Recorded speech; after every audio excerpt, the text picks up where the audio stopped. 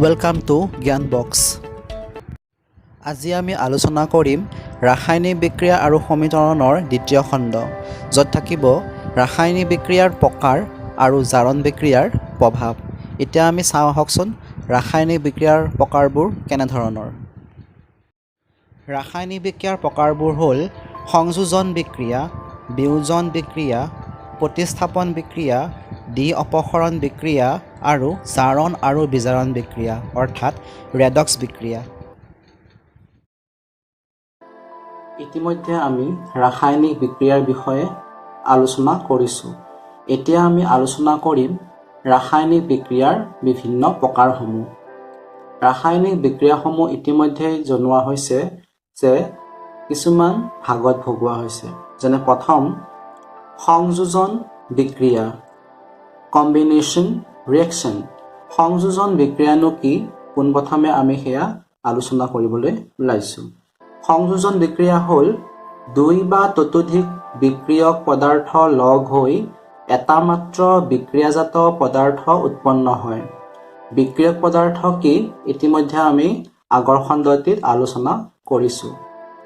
দুই বা ততোধিক বিক্ৰিয়ক পদাৰ্থ লগ হৈ এটা মাত্ৰ বিক্ৰিয়াজাত পদাৰ্থ উৎপন্ন হয়, অৰ্থাৎ দুটা বা তাতকৈ বেছি বিক্ৰিয়ক পদাৰ্থ লগ হ'লে এটা বিক্ৰিয়াজাত পদাৰ্থ যদি আমি পাওঁ, তেতিয়া তেনেধৰণৰ বিক্ৰিয়াক সংযোজন বিক্ৰিয়া বা কম্বিনেশ্যন ৰিয়েকশ্যন বুলি কোৱা হয়। ইয়াতে এটা উদাহৰণ দেখুওৱা হৈছে CaO calcium oxide plus H2O পানী CaOH হ'ল 2 কেলছিয়াম হাইড্ৰক্সাইড। অৰ্থাৎ পোৰা চূণৰ লগত যেতিয়া আমি পানী সংযোগ কৰিম তেতিয়া আমি শিথিলিত চূণ পাম। অৰ্থাৎ আমি জানো যে পোৰা চূণত যেতিয়া আমি পানী দিওঁ তেতিয়া তাতে বহুত তাপ উৎপন্ন হয় আৰু সেই তাপৰ উৎপন্নৰ ফলত যি আমি বিক্ৰিয়াজাত পদাৰ্থ পাম সেইটো হ'ল শিথিলিত চূণ। অৰ্থাৎ যিহেতু আমাক সূত্ৰটোত কৈছে দুই বা ততোধিক বিক্ৰিয়ক পদাৰ্থ, ইয়াত দেখা পাইছোঁ আমি এইখিনিক বিক্ৰিয়ক পদাৰ্থ বুলি কোৱা হয়। ইতিমধ্যে আমি আগত আলোচনা কৰিছোঁ ইয়াত দুটা বিক্ৰিয়ক পদাৰ্থ আছে, এটা CaO আৰু এটা H2O। দুইটা লগ লগাৰ পিছত আমি এটা বিক্ৰিয়াজাত পদাৰ্থ পাইছোঁ। এইখিনিক বিক্ৰিয়াজাত পদাৰ্থ বুলি কোৱা হয়। অৰ্থাৎ দুটা বিক্ৰিয়ক পদাৰ্থ লগ লগাৰ ফলত যদি আমি এটা বিক্ৰিয়াজাত পদাৰ্থ পাওঁ তেনেহ'লে তাক সংযোজন বিক্ৰিয়া বুলি কোৱা হয়। আৰু এই সংযোজন বিক্ৰিয়াত তাপ উৎপন্ন হ'লে তাক তাপবৰ্জী বুলি কোৱা হয়। আৰু কিছুমান বিক্ৰিয়াত তাপ সংগ্ৰহ হয় বা তাপ গ্ৰাহ হয় বা তাপ শোষণ হয়, সেইবিলাকক তাপগ্ৰাহী বিক্ৰিয়া বুলি কোৱা হয়। অৰ্থাৎ যি বিক্ৰিয়াত তাপ উৎপন্ন হয় সেই বিক্ৰিয়াক তাপবৰ্জী বিক্ৰিয়া বুলি কোৱা হয় আৰু যি বিক্ৰিয়াত তাপ শোষণ হয় সেই বিক্ৰিয়াক তাপগ্ৰাহী বুলি কোৱা হয়। ইয়াৰ পিছৰ বিক্ৰিয়া হ'ল বিয়োজন বিক্ৰিয়া।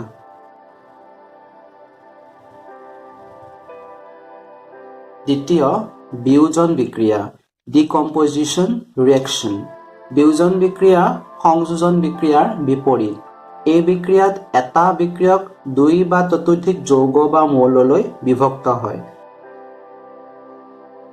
অৰ্থাৎ বিয়োজন বিক্ৰিয়াত এটা বিক্ৰিয়ক দুই বা ততোধিক যৌগ বা মৌললৈ বিভক্ত হয়। আমি ইয়াত দেখাইছোঁ CaCO3 কেলছিয়াম কাৰ্বনেট, যাক আমি চূণশিল বুলি জানো, এইটো এটা বিক্ৰিয়ক পদাৰ্থ আৰু ই দুটা বিক্ৰিয়াজাত পদাৰ্থলৈ বিভক্ত হৈছে CaO প্লাছ CO2।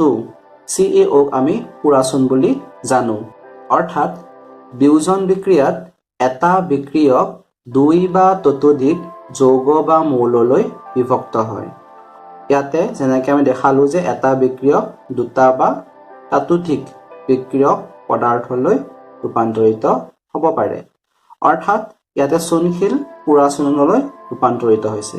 সেইদৰে অন্য এটা উদাহৰণ দেখুওৱা হৈছে 2AgCl সূৰ্যৰ পোহৰ 2Ag plus Cl2। Silver chloride যেতিয়া সূৰ্যৰ পোহৰত ৰখা হয় তেতিয়া তাৰ পৰা চিলভাৰ আৰু ক্লৰিন পোৱা যায়। চিলভাৰ ক্লৰাইডৰ ৰং বগা হয় আৰু সূৰ্যৰ পোহৰত ৰখাৰ ফলত বিক্ৰিয়া হোৱাৰ ফলত তাৰ ৰং মটীয়া হয়। অৰ্থাৎ চিলভাৰ ক্লৰাইড যি এটা বিক্ৰিয়ক সি দুটা বিক্ৰিয়াজাত পদাৰ্থলৈ বিভক্ত হ'ল।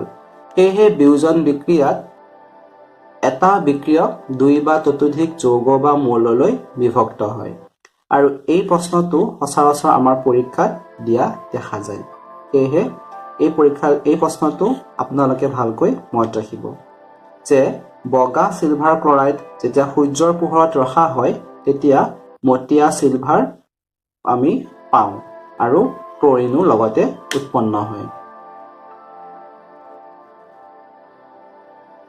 এইবাৰ আমি তৃতীয় বিক্ৰিয়ালৈ আগবাঢ়িছো। তৃতীয় বিক্ৰিয়া হ'ল প্ৰতিস্থাপন বিক্ৰিয়া। এই বিক্ৰিয়া কি কৈছে আমি চাওঁ, যাক ডিছপ্লেচমেণ্ট ৰিয়েকশ্যন বুলি জনা যায়। সক্ৰিয় ধাতৱ মৌলই আন এটা কম সক্ৰিয় ধাতৱ মৌলক ইয়াৰ লৱণৰ পৰা পৃথক কৰি নিজে প্ৰতিস্থাপিত হয়। প্ৰতিস্থাপন বিক্ৰিয়াত কৈছে যে সক্ৰিয় ধাতৱ মৌলই কম সক্ৰিয় ধাতৱ মৌলক ইয়াৰ লৱণৰ পৰা পৃথক কৰে আৰু সি তাতে প্ৰতিস্থাপিত হয়। এটা উদাহৰণৰ সৈতে আমি বুজিবলৈ বেছি সুবিধা হ'ব। উদাহৰণটো হ'ল Zn plus CuSO4 ZnSO4 plus Cu। Zinc আৰু কপাৰ ছালফেটৰ মাজত যেতিয়া বিক্ৰিয়া হয় তাৰ পৰা আমি পাওঁ জিংক ছালফেট আৰু কপাৰ, অৰ্থাৎ জিংক সক্ৰিয় মৌল হয় আৰু কপাৰ কম সক্ৰিয় মৌল হয়। ইহঁতৰ মাজত বিক্ৰিয়া হোৱাৰ লগে লগে সক্ৰিয় মৌলই কম সক্ৰিয় মৌলৰ স্থান ল'ব, অৰ্থাৎ জিংকে Cuৰ স্থান ল'ব। সেয়েহে আমি বিক্ৰিয়াজাত পদাৰ্থৰ ফালে পাইছো জিংক ছালফেট। এই কপাৰৰ ঠাইত জিংকে স্থান ল'লে, অৰ্থাৎ প্ৰতিস্থাপন হ'ল।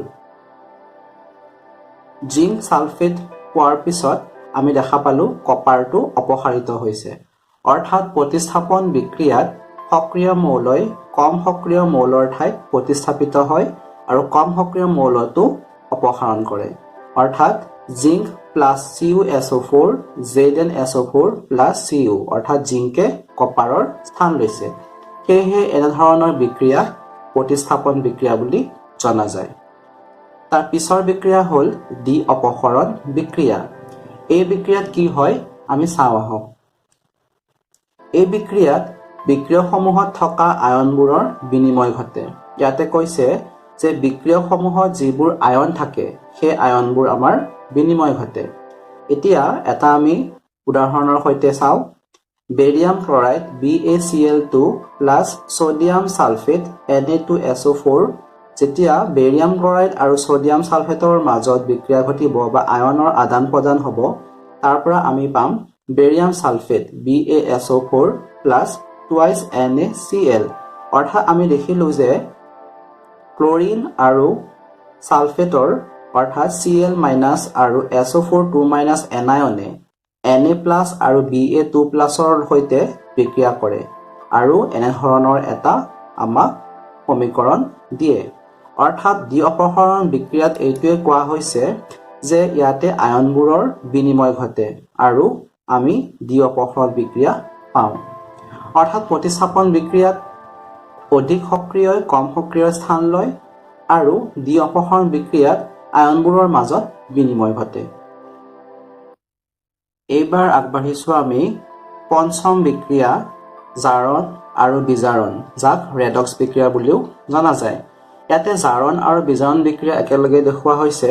সচৰাচৰ জাৰণ বিক্ৰিয়া মানে হ'ল যিবোৰ বিক্ৰিয়াত অক্সিজেন যোগ হয় আৰু হাইড্ৰজেন ত্যাগ হয়, অৰ্থাৎ যিবোৰ বিক্ৰিয়াত অক্সিজেন যোগ হ'ব আৰু হাইড্ৰজেন ত্যাগ হ'ব সেইবোৰক জাৰণ বিক্ৰিয়া বুলি কোৱা হয়। আনহাতে বিজাৰণ বিক্ৰিয়া হ'ল য'ত হাইড্ৰজেন যোগ হ'ব আৰু অক্সিজেন ত্যাগ হ'ব, অৰ্থাৎ সেনেধৰণৰ বিক্ৰিয়াবোৰ হ'ব বিজাৰণ বিক্ৰিয়া। তলত দুটা উদাহৰণ দেখুওৱা হৈছে। প্ৰথমটো হ'ল জাৰণ বিক্ৰিয়া 2Cu plus O2। ইয়াত অক্সিজেন যোগ হৈছে আৰু তাপ দিয়াৰ লগে লগে আমি 2CuO পালোঁ, কপাৰ অক্সাইড পালোঁ, অৰ্থাৎ দেখা পালোঁ যে ইয়াতে অক্সিজেন যোগ হৈছে, সেয়েহে এইটো জাৰণ বিক্ৰিয়া। আৰু ইয়াত দেখা পাইছোঁ আমি হাইড্ৰজেন যোগ হৈছে আৰু কপাৰ অক্সাইডৰ পৰা অক্সিজেনটো ত্যাগ হৈছে, সেয়েহে এইটো বিজাৰণ বিক্ৰিয়া। অৰ্থাৎ জাৰণ বিক্ৰিয়াত অক্সিজেন যোগ হয় আৰু বিজাৰণ বিক্ৰিয়াত হাইড্ৰজেন যোগ হয়। এতিয়া জাৰণ আৰু বিজাৰণ বিক্ৰিয়া বা ৰেডক্স বিক্ৰিয়া হয় কি? এটা বিক্ৰিয়ক পদাৰ্থ জাৰিত হওঁতে আনটো বিজাৰিত হয়, অৰ্থাৎ যিবিলাক বিক্ৰিয়াত জাৰণ আৰু বিজাৰণ একেলগে সংঘটিত হয় সেইবোৰকে আমি জাৰণ আৰু বিজাৰণ বা ৰেডক্স বিক্ৰিয়া বুলি কওঁ পৰীক্ষাত সচৰাচৰ ৰেডক্স বিক্ৰিয়া বুলি দিয়ে ৰেডক্স বিক্ৰিয়াবোৰ দিলেও আমি বুজিব লাগিব যে জাৰণ আৰু বিজাৰণৰ কথা কোৱা হৈছে ইয়াতে এটা উদাহৰণ দেখুওৱা হৈছে CuO plus H2 Cu plus H2O CuO পৰা আমি দেখাইছো যে CuO পৰা Cu পালো অৰ্থাৎ অক্সিজেনটো ত্যাগ হৈ পেলাই Cu হল কপাৰ হল এইকাৰণে এইটো বিজাৰণ সেইদৰে হাইড্ৰজেনৰ লগত অক্সিজেন যোগ হৈছে সেয়ে ই জাৰণ অৰ্থাৎ বিজাৰণত অক্সিজেন ত্যাগ হয় আৰু জাৰণত অক্সিজেন সংযোগ হয় অৰ্থাৎ জাৰণ আৰু বিজাৰণ বিক্ৰিয়া এনে ধৰণৰ যিবোৰ বিক্ৰিয়াত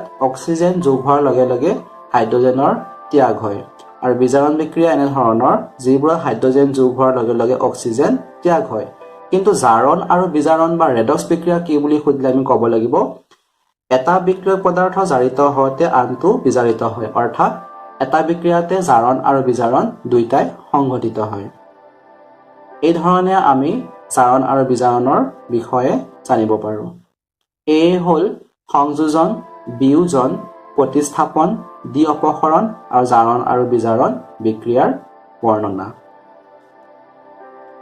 এইবাৰ আমি আগবাঢ়িছো জাৰণ বিক্ৰিয়াৰ প্ৰভাৱলৈ আমি জানো যে জাৰণ বিক্ৰিয়াৰ কিছুমান প্ৰভাৱ হয় তাৰে দুটা হ'ল এটা হ'ল ক্ষয়ী ভৱন আৰু আনটো হ'ল দুৰ্গন্ধিতা বা ৰেঞ্চিডিটি ক্ষয়ী ভৱন মানে হ'ল যেতিয়া ধাতু চৌপাশৰ জলীয় বাষ্প এচিডৰ দ্বাৰা প্ৰভাৱিত হয় তেতিয়া ক্ষয় আৰম্ভ হয় আৰু এই প্ৰক্ৰিয়াকে ক্ষয়ী ভৱন বোলে অৰ্থাৎ আমাৰ চৌপাশত থকা জলীয় বাষ্প বিভিন্ন এচিড এইবোৰৰ লগত যেতিয়া ধাতুৰ সংস্পৰ্শ হয় অৰ্থাৎ ধাতুৰ বিক্ৰিয়া হয় তেতিয়া ক্ষয়ী ভৱন হোৱা বুলি কোৱা হয় আৰু এই ক্ষয়ী ভৱনৰ ফলতে আমাৰ লোদ মামৰে ধৰে আৰু সেই লো মামৰে ধৰা ৰোধ কৰিবলৈ কিছুমান উপায় আমি ব্যৱস্থা গ্ৰহণ কৰিব পাৰোঁ যেনে ৰং কৰা প্ৰলেপ বা গ্ৰীজ সানা আৰু দস্তা লেপন মানে হ'ল জিংকৰ প্ৰলেপ দিয়া জিংকৰ যদি প্ৰলেপ দিয়া হয় তাকে দস্তা লেপন বুলি কোৱা হয় অৰ্থাৎ ক্ষয়ী ভৱন হ'ল জলীয় বাষ্প আৰু এচিডৰ দ্বাৰা প্ৰভাৱিত হৈ ক্ষয় হোৱা এক প্ৰক্ৰিয়া তাৰ পিছৰ হ'ল দুৰ্গন্ধিতা বা জাৰণ বিক্ৰিয়াৰ প্ৰভাৱৰ দ্বিতীয় হ'ল দুৰ্গন্ধিতা বা ৰেঞ্চিডিটি দুৰ্গন্ধিতা বা ৰেঞ্চিডিটি হ'ল তেল বা চৰ্বিযুক্ত খাদ্যবস্তুবোৰত যেতিয়া বায়ুৰ প্ৰৱেশ ঘটে অৰ্থাৎ জাৰিত হয় তেতিয়া সেইবোৰ দুৰ্গন্ধি হয় গোন্ধ ওলায় তাকে ৰেঞ্চিডিটি বোলা হয় অৰ্থাৎ তেল বা চৰ্বিযুক্ত যিবোৰ খাদ্যবস্তু আছে সেই খাদ্যবস্তুবোৰৰ লগত যেতিয়া বায়ুৰ সংস্পৰ্শ হয় তেতিয়া সেই খাদ্যবস্তুবোৰৰ জাৰণ ঘটে আৰু সেইবোৰৰ পৰা গোন্ধ ওলায় বা সেইবোৰ দুৰ্গন্ধি হয় সেইবোৰকে ৰেঞ্চিডিটি বা সেই প্ৰক্ৰিয়াকে ৰেঞ্চিডিটি বা দুৰ্গন্ধিতা বুলি কোৱা হয় আৰু সেই দুৰ্গন্ধিতা বা ৰেঞ্চিডিটিৰ পৰা হাত সাৰিবলৈ কিছুমান প্ৰতিৰোধ ব্যৱস্থা আমি হাতত ল'ব পাৰোঁ যেনে বায়ুৰুদ্ধ পাত্ৰত যদি আমি বস্তুবোৰ ৰাখোঁ তেতিয়া তাতে বায়ুৰ সংস্পৰ্শ নহ'ব আৰু ফলত দুৰ্গন্ধিতা বা ৰেঞ্চিডিটিৰ পৰা আমি হাত সাৰিব পাৰিম কিছুমান প্ৰতিজাৰক ব্যৱস্থা গ্ৰহণ কৰিব পাৰোঁ যিবোৰে আমাক বায়ুৰ লগত সংস্পৰ্শ হোৱাৰ পৰা বাধা প্ৰদান কৰিব আৰু নাইট্ৰজেনৰ সংস্পৰ্শত যদি আমি বস্তুবোৰ পেকেটত ভৰাওঁ বা নাইট্ৰজেনৰ সংস্পৰ্শত যদি আমি খাদ্যবস্তু পেকেজিং কৰোঁ বা পেকেটত ভৰোৱা হয় তেতিয়াও বায়ুৰ সংস্পৰ্শলৈ বা অক্সিজেনৰ সংস্পৰ্শলৈ আহিব নোৱাৰিব আৰু তেতিয়া বস্তুবোৰ দুৰ্গন্ধ ওলোৱাৰ পৰা হাত সাৰিব অৰ্থাৎ ৰেঞ্চিডিটিৰ পৰা হাত সাৰিব অৰ্থাৎ আমি এনেধৰণৰ কিছুমান ব্যৱস্থাৰ যোগেদি ৰেঞ্চিডিটিৰ পৰা হাত সাৰিব পাৰোঁ বায়ুৰুদ্ধ পাত্ৰ ব্যৱহাৰ কৰি প্ৰতিজাৰক ব্যৱহাৰ কৰি আৰু নাইট্ৰজেনৰ সংস্পৰ্শত খাদ্যবস্তু সংৰক্ষণ কৰি এই ধৰণে জাৰণ বিক্ৰিয়াৰ প্ৰভাৱত ক্ষয়ী ভৱন আৰু দুৰ্গন্ধিতা বা ৰেঞ্চিডিটি ঘটে অৰ্থাৎ জাৰণ বিক্ৰিয়াৰ প্ৰভাৱত ক্ষয়ী ভৱন বা ক্ষয় হয় আৰু বস্তু বা খাদ্যবস্তুৰ দুৰ্গন্ধিতা বা ৰেঞ্চিডিটি হয় অৰ্থাৎ ক্ষয়ী ভৱন আৰু দুৰ্গন্ধিতা হ'ল জাৰণৰ ফলত সৃষ্টি হোৱা কিছু প্ৰভাৱ